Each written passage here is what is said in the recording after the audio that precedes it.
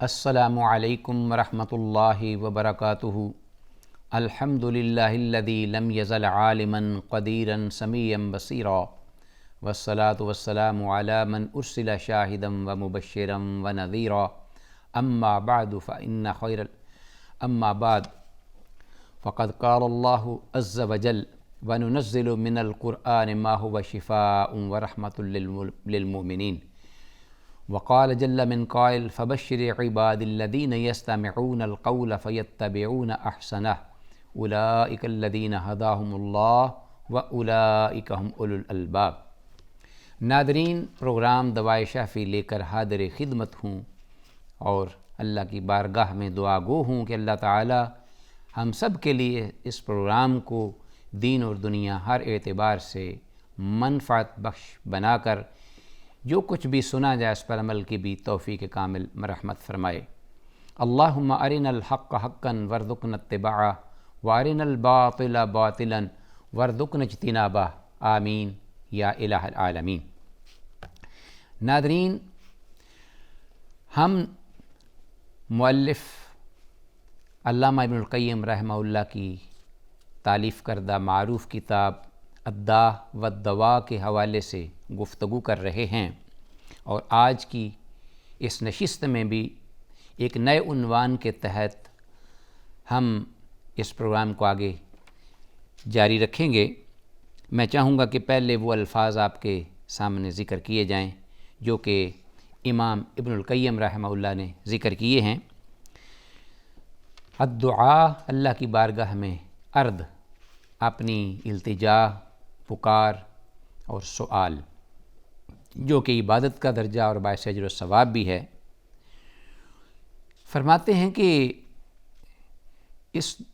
دعا کی قبولیت میں کچھ انسان کے لیے جو کہ دعا کر رہا ہوتا ہے ایسی آفات اسے لاحق ہوتی ہیں کہ جو اس کے اپنے اعمال ہی کی شامت ہیں۔ تو جب تک وہ آفات ختم نہ ہوں جو کہ دعا کی قبولیت میں یا دعا کو اللہ کی بارگاہ میں شرف قبولیت پانے میں رکاوٹ ہیں، خاص طور پر ان کا سد باب نہ ہو تو اس کا کوئی فائدہ نہیں ہوتا، چاہے انسان بظاہر کیسے ہی الفاظ استعمال میں ذکر کرے یا کتنی ہی مؤثر دعائیں اور ذکر اذکار وہ کرتا رہے۔ تو آتے ہیں کہ وہ آفات جن کا انہوں نے ذکر کیا ہے ان میں سر فہرست کون سی ہے؟ وَمِنَ الْآفَاتِ الَّتِي تَمْنَعُ تَرَتُّبَ آثَارِ الدُّعَاءِ عَلَيْهِ، سب سے پہلے دعا پر جن آفات کا اثر مرتب ہوتا ہے، نیگیٹو یعنی منفی، کہ جو کہ اس کی قبولیت یا اس کو اثر انداز ہونے میں رکاوٹ بنتی ہیں، ان یستعجل العبد، کہ انسان دعا کرنے میں جلدی کرے، کیونکہ آپ جانتے ہیں کہ انسان کی ایک فطرت ہے کہ خلق الانسان عجولا بھی کہا، اللہ رب العالمین نے ذکر کیا ہے اس کا کہ جلد باز ہے یہ شخص فطرتاً، کہ ایک چیز اگر اس کو حاصل ہونے والی ہے کل تو وہ چاہے گا کہ وہ مجھے آج ہی مل جائے، اور اگر آج کسی دن کے حصے میں اس کو کہا جائے کہ مل جائے گی تو اس کا یہ جی چاہے گا کہ نہیں وہ مجھے ابھی حاصل ہو، حالانکہ ممکن ہے کہ اس کو یہ چیز اگر جلدی یا وقت سے پہلے مل جائے تو اس کے لیے وہ فائدہ مند نہ ہو، جو کہ اپنے وقت پر اللہ نے جو مقرر کی ہے اس کو عطا کرنے میں جتنا فائدہ اس وقت اس کے لیے تھا، پہلے پانے میں اس کو نقصان ہو سکتا ہے، تو جلدی کرتا ہے۔ وَيَسْتَبْطِئُ الْإِجَابَةَ، اور جب وہ اللہ کی بارگاہ میں جو چیز مانگتا ہے یا سوال کرتا ہے یا درخواست کرتا ہے اس میں وہ یہ مطالبہ یا چاہت یا غرض و غایت رکھتا ہوتا ہے کہ یہ مجھے جلدی مل جائے، تو اگر دیر سے ملے گی تو اس کا مجھے کوئی فائدہ نہیں ہوگا، یا اس دعا مانگنے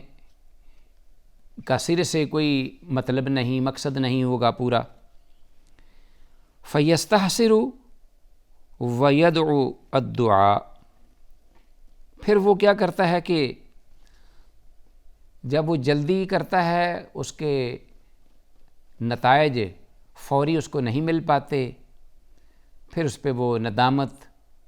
اور افسوس کرتا ہے، اس کا اظہار کرتا ہے، ایسے الفاظ ادا کرتا ہے کہ جو کہ بارگاہ الہی میں اس دعا کے لیے یا اس کی قبولیت کے لیے مناسب نہیں ہوتے، پھر دعا ہی چھوڑ دیتا ہے۔ کہتا ہے کہ جب فائدہ نہیں ہے کوئی تو پھر دعا میں کوئی اور دروازہ تلاش کرتا ہوں یا اور طریقہ استعمال کرتا ہوں، اس عمل سے وہ رک جاتا ہے۔ ناظرین، یہ ایک بہت بڑی کوتاہی ہے ایک بندہ مومن کے لیے خاص طور پر، کہ اللہ کی بارگاہ میں وہ یہ رویہ اور انداز اپنائے، اور یہ قسم کا الیاذ باللہ شکوہ ہے اللہ کی بارگاہ میں، جیسا کہ ایک نا امیدی یا کہ دعا کرتے چھوڑ دینا کہ مجھے اس سے کوئی فائدہ نہیں مل رہا، تو ایسے بالکل معاملہ جیسے وہ اپنے ایک ہم پلہ ہم جولی مخلوق کے ساتھ وہ کرتا ہے لین دین یا معاملہ، یہ اپنے خالق کے ساتھ وہ اس طرح کا معاملہ رکھتا ہے۔ حالانکہ اسے ذہن میں یہ بات ہونی چاہیے کہ وہ جو چیز مانگ رہا ہے یا جو اس نے التجا کی ہے، خالق نے دینے سے انکار نہیں کیا، یا ہو سکتا ہے کہ اس کے بدل اللہ نے کوئی چیز اس کو دے دی، یا یہ ممکن ہے اس کے علم میں نہیں کہ اس دعا کے نتیجے میں ایک کوئی آفت اس پہ آنے والی تھی، ٹوٹنے والی تھی، یا اس کا کوئی نقصان ہونے والا تھا، تو اس دعا کی برکت سے اللہ نے اس کو ہٹا دیا، ٹال دیا یا مؤخر کر دیا، یا اس نعمت کو جو کہ وہ مانگ رہا ہے وہ اللہ رب العالمین کے علم کے مطابق اس کے لیے بہتر نہیں، وہ بعد میں اس کے لیے زیادہ فائدہ مند ہے۔ یا یہ بھی ممکن ہے کہ اس دنیا میں اس کے لیے اگر اس دعا کے نتیجے کے طور پر وہ نعمت نہیں ملی یا مل سکی، تو اللہ نے اس کا اجر و ثواب آخرت میں مرنے کے بعد اس کے لیے رکھ دیا ہے، جب کہ وہ بہت زیادہ اس کا محتاج ہوگا، ضرورت مند ہوگا۔ یہ ساری باتیں اگر ایک انسان کے ذہن میں ہوں مانگنے والے کے، تو حرف شکایت اس کی زبان پہ آ ہی نہیں سکتا، نہ آنا چاہیے۔ یہ کہ اللہ کی بارگاہ میں رب العالمین کی جو ذات ہے اس کے سامنے ایک بندہ کے شیان شان یہ انداز نہیں ہونا چاہیے۔ تو اس لیے کہ وہ جلدی چاہتا ہے کہ مجھے ملے، اپنا مطالبہ اور اللہ کے جو احکامات ہیں اس کو بجا لانے میں وہ ہزار مرتبہ سوچے گا، یا غفلت برتے گا، سستی کرے گا، کوتاہی کرے گا، اس کی طرف توجہ نہیں ہے، تو وہ دعا کو ہی چھوڑ دیتا ہے۔ وَهُوَ بِمَنزِلَةِ مَنْ بَذَرَ بَذْرًا۔ امام موصوف رحمہ اللہ یہ کہتے ہیں کہ وہ ایسا شخص، ایسا رویہ رکھنے والا اس آدمی کی طرح ہے کہ جس نے کوئی کسی کھیتی میں بیج بویا، محنت کی، اس نے پہلے تو زمین کو تیار کیا، پھر زمین تیار کرنے کے بعد پھر اس میں اس نے پانی دیا، بیج ڈالا، پھر اس کی رکھوالی کی، پوری محنت کی اس نے، اور غرس غرسن، یا کوئی پودا لگایا، جیسا کہ ہم کوئی باغ لگانے کے لیے پنیری لگاتے ہیں، تو ایسا پودا اس نے زمین میں گاڑا۔ فجعل یتعاہدہ ویسقیہ، تو شروع ہوا سارے جتنے بھی انتظام ہے، اہتمام ہے، محنت ہے، مشقت ہے، وہ کرنے لگا، اس کی دیکھ بھال، اس کو پانی وقت پہ دینا، اور پھر اس کے گرد باڑ بھی لگانا اگر ضرورت محسوس ہو رہی ہو، پھر مسلسل اس کی نگرانی کرنا، ساری محنت و مشقت کر رہا ہے۔ فَلَمَّا اسْتَبْطَأَ كَمَالُهُ وَإِدْرَاكُهُ تَرَكَهُ وَأَهْمَلَهُ، تو جب اس نے یہ دیکھا کہ یہ جلدی فوراً مجھے یہ نتیجہ فصل نہیں دے رہی یا اس سے فائدہ نہیں ہو رہا، آپ کو علم ہے کہ اللہ رب العالمین کے ہاں ہر چیز کی گروتھ کے لیے ایک پروسیس ہے جو کہ فطری ہے۔ انسان پیدا ہوتا ہے، اس کی گروتھ وہ ایک فطری عمل ہے،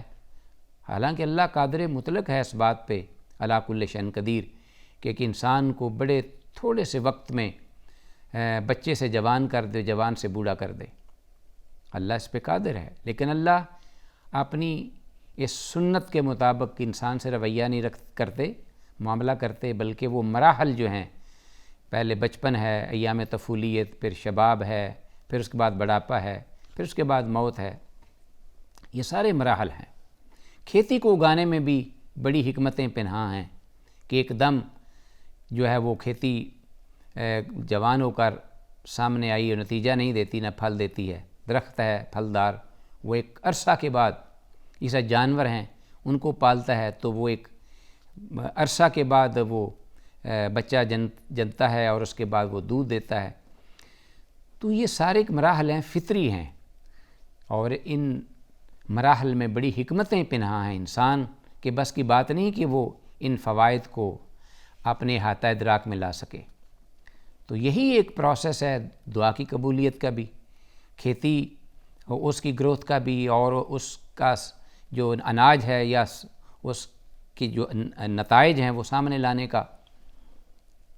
تو امام موصوف رحمہ اللہ فرماتے ہیں کہ وہ اس شخص کی طرح ہے جو یہ سمجھے چاہے کہ بس میں نے اپنا کام کر لیا، اب ایک ہی دن میں یا دوسرے دن مجھے اس کا نتیجہ مل جانا چاہیے، اس کا اناج مجھے حاصل ہو جانا چاہیے۔ نہیں، وقت لگے گا اس کے اگنے میں، اس کے پروان چڑھنے میں، اس کے پکنے میں، پھر اس کی کٹائی میں، پھر اس کی صفائی میں، پھر اس کو الگ کرنے میں بھوسے سے۔ یہ سارے مراحل ہیں۔ تو اس میں اگر وہ سمجھتا ہے کہ ان مراحل کو طے کیے بغیر میں مطلوبہ نتائج نہیں پا سکتا، تو اللہ کی بارگاہ میں ایک التجا کی ہے، دعا کی ہے، تو اس میں بھی کئی مراحل ہیں، اس کو بھی آگے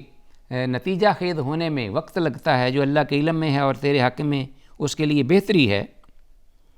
لیکن یہ نہیں ہونا چاہیے کہ جب وہ شخص اگر ایسی کھیتی کو دیکھتا ہے کہ وہ اپنے مطلوبہ مجھے فوری نتائج نہیں دے رہی تو وہ اس کو چھوڑ دے، اس کو ختم کر دے، اس کو خراب کر دے، اجاڑ دے اس کو، اور اس کی نگرانی چھوڑ دے، تو وہ بالکل ایسے ہی شخص ہے۔ فلما استبطأ کمالہ و ادراکہ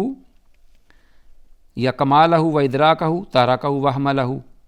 تو اس نے قصداً اس کو چھوڑ دیا اور کہا کہ مجھے اس کی ضرورت نہیں ہے، پرواہ نہیں ہے۔ تو یہ معاملہ ناظرین ٹھیک اور درست نہیں ہے، غیر فطری ہے۔ امام موصوف رحمہ اللہ اپنے اس عنوان کے تحت صحیح بخاری میں مروی ایک حدیث کا ذکر کرتے ہیں کہ وفی صحیح البخاری من حدیث ابی ہریرہ ان رسول اللہ صلی اللہ علیہ وسلم قال، حضرت ابو ہریرہ رضی اللہ تعالیٰ عنہ سے مروی یہ حدیث ہے کہ بے شک رسول اللہ صلی اللہ علیہ وسلم نے فرمایا، یستجاب لأحدکم ما لم یعجل، کہ تم میں سے کسی ایک کی بھی دعا کو قبول کیا جاتا ہے جب تک کہ وہ جلدی نہ کرے۔ تو اب معلوم ہوا کہ بسا اوقات انسان اپنی اس دعا کے نتیجہ خیز ہونے سے ہاتھ دھو بیٹھتا ہے، نا امید ہو جاتا ہے، ناکام ہو جاتا ہے۔ تو رسول اللہ صلی اللہ علیہ وسلم نے ہمیں یہ طریقہ دعا کے آداب میں سے ایک ادب سکھلا دیا، تعلیم دے دی کہ ایسا نہیں کرنا، بلکہ اس دعا کو پورے یقین سے، صدق دل سے اللہ کی بارگاہ میں رکھنا ہے، اور پھر اس کے ساتھ وابستگی، اس کے ساتھ چمٹ جانا ہے، کیونکہ وہ شخص صرف دعا نہیں کر رہا، عبادت بھی کر رہا ہے، حق بندگی بھی ادا کر رہا ہے، اللہ کی جلالت و کبریائی کا، بڑائی کا، عظمت کا اعتراف بھی کر رہا ہے۔ تو فرمایا کہ یستجاب لأحدکم ما لم یعجل یقول دعوت فلم یستجب لی، اور جلدی اس کا کیا ہے مطلب، مراد آپ نے فرمایا کہ تم میں سے کسی کی بھی دعا کو قبول کیا جاتا ہے جب تک کہ وہ جلدی نہ کرے، ما لم یعجل، جلد بازی نہ کرے، جلد بازی کا مظاہرہ نہ کرے اللہ کی بارگاہ میں۔ تو آگے آپ نے خود فرما دیا کہ جلد بازی سے کیا مراد ہے، کہ وہ یہ کہے یقول دعوت فلم یستجب لی، کہ میں نے دعا تو کی ہے بارہا لیکن کوئی بات نہیں بنی، اس کا کوئی نتیجہ سامنے نہیں آیا، میری دعا قبول نہیں ہوتی، میں نے دعا قبول کر کے کیا کرنا ہے، فائدہ تو ہے نہیں۔ اب یہ دعا کر رہا ہے علاج کے لیے، جو کہ ایک روحانی مرض تھا اس کا، یا ایک اپنی غرض پوری کرنے کے لیے جس کی اس کو ضرورت تھی، تو اب وہ خالق کا در چھوڑ کے کہاں جائے گا؟ مخلوق کی طرف ہی جائے گا، کوئی دوا اور تلاش کرنے کے لیے تاکہ مجھے اس کا فائدہ ہو۔ تو اصل میں ناظرین اگر دیکھا جائے تو یہ ہماری بدبختی بھی ہے، لا سمح اللہ لنا، کہ ہم بڑی جلدی خالق کے دروازے سے نا امید ہو کر، مایوس ہو کر پلٹتے ہوئے پھر اور دروازے اختیار کرنا شروع کر دیتے ہیں۔ تو اسی کو شرک سے تعبیر کیا گیا ہے۔ شرک کیا تھا؟ کہ انسان مظاہر قدرت پر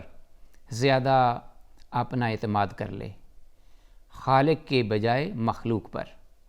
کو بار بار ادھر پلٹتا ہے، بھاگتا ہے، کیونکہ وہ یہ چاہتا ہے فطری کہ یہاں سے ہو سکتا ہے مجھے جلدی اس کا نتیجہ یا ثمرہ مل سکے، نتائج جلدی چاہتا ہے۔ کو اللہ کی بارگاہ میں اللہ کے علم کے مطابق اس میں ایک فائدہ ہے، پنہاں ہے، جو وہ جانتا ہے، اللہ یہ نہیں جانتا، کم عقل ہے، علم محدود ہے۔ لیکن یہ شخص جو ہے یہ چاہتا ہے کہ مجھے جو چیز میں چاہتا ہوں وہ جلد از جلد اور انسٹنٹلی مجھے مل جائے، فی الفور حاصل ہو جائے، تو وہ مایوس ہو کر بڑی جلدی، تو اصل میں جو پیچھے اس کے شیطان ہے جو خالق کے دروازے سے اس کو ہٹا کر مخلوق کی طرف لے جاتا ہے اور وسوسے دیتا ہے، یعدہم ویمنیہم وما یعدہم الشیطان الا غرورا، جو کہ سراسر دھوکے اور فریب پر مبنی ہے کہ وہ شخص کیسے فائدہ اٹھا سکتا ہے، خواہ وہ دینی ہو یا دنیاوی ہو، جو اپنے خالق حقیقی کا دروازہ چھوڑ کر اور نا امید ہو کر پھر اپنی امید مخلوق پر رکھ کر اس کے ساتھ وابستہ ہو جائے، چمٹ جائے اور اس کے دروازے کو پکڑ لے۔ تو یہ ایک بہت بڑی ناانصافی، بے انصافی ہے۔ کیا وہ ہزارہا ان گنت ان نعمتوں کا تصور نہیں کرتا جو کہ اللہ نے اسے پہلے سے عطا کی ہوئی ہیں اور اس کے پاس موجود ہیں، جس سے دیگر ہزاروں لوگ جو ہیں وہ محروم ہیں؟ تو وہ انسان اس طرف توجہ نہیں دیتا، بس ایک آدھ بات، کوئی ایک ضرورت غرض جو کہ پوری نہیں ہو رہی، اس کے لیے وہ خالق کا دروازہ چھوڑ کے مخلوق کی طرف پلٹتا ہے۔ تو ناظرین، آج کے سبق میں جو ہم نے بات سیکھی اور سمجھی ہے وہ یہی کہ دعا کے آداب میں سے ہے کہ انسان جو ہے وہ وابستہ رہے دعا کے ساتھ، اور دعا کی آفات میں سے ہے کہ انسان مایوس ہو کر دعا کرنا چھوڑ دے اور کہے کہ میں نے دعا کی ہے اور وہ قبول نہیں ہوئی، اس کا کوئی فائدہ نہیں۔ اللہ تعالیٰ جو کچھ کہا سنا ہے ہمیں اس کو سمجھنے، اس پہ عمل کی توفیق دے۔ السلام علیکم ورحمۃ اللہ وبرکاتہ۔